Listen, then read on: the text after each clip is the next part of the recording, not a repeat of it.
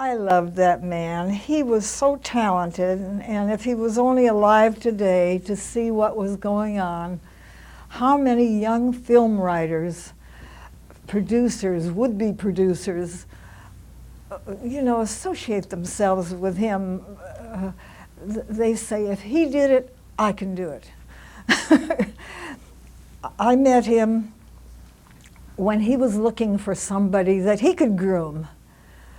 And I had 2 jobs, steady jobs on television, Queen for a Day, and I was the Gustinette girl, and I had a 4.5 size foot. And I modeled the slipper Gustinette account. And then I worked for Dinah Shore steadily on the Chevy Playhouse. So I guess he interviewed a lot of young actresses, but I came in with an Angora sweater. And he loved Angora.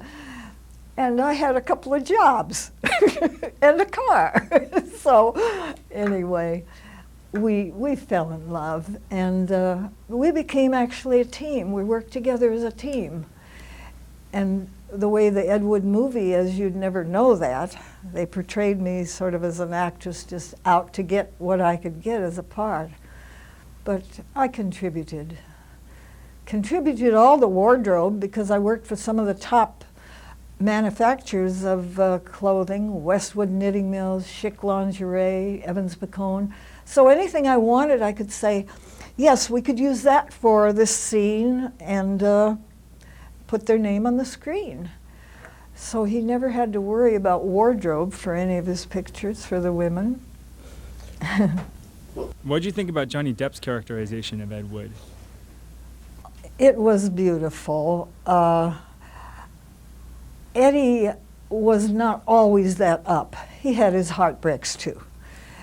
It was a little Andy Hardy, but oh, what a great actor he is, and I just loved the portrayal. He captured a great deal of Eddie's personality. Martin Landau, how about him playing Bela Lugosi? He was magnificent. He was just, at times, you could just see Glenn or Glenda, and it was almost like Bela was there. Of course, Bela never used all the foul language that was written into the script to make it more interesting for today's market. But he did a wonderful job, and of course won an Academy Award. So, what were your impressions of Bela Lugosi when you knew him? Well, Bela wasn't getting any work at that time. You know, he was much older and going downhill in health, and Eddie just loved him. He was over to our house a lot.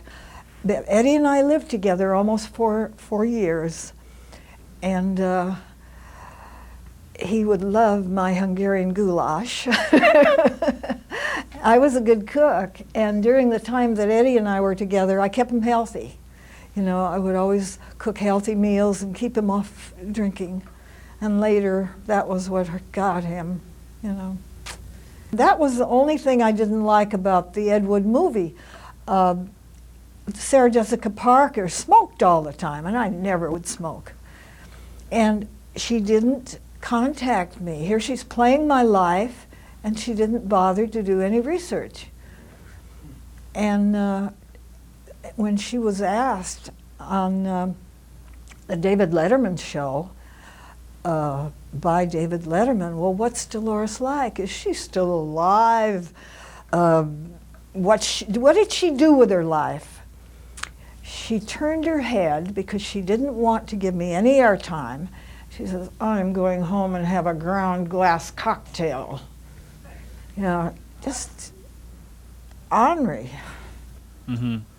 Did you ever meet her face to face? I met her at the press party after the Ed Wood movie, and she said, I just got through telling everybody that I just played the part of the worst actress in the history of film. That wasn't nice. It wasn't professional. She didn't know me, you know. It hurt.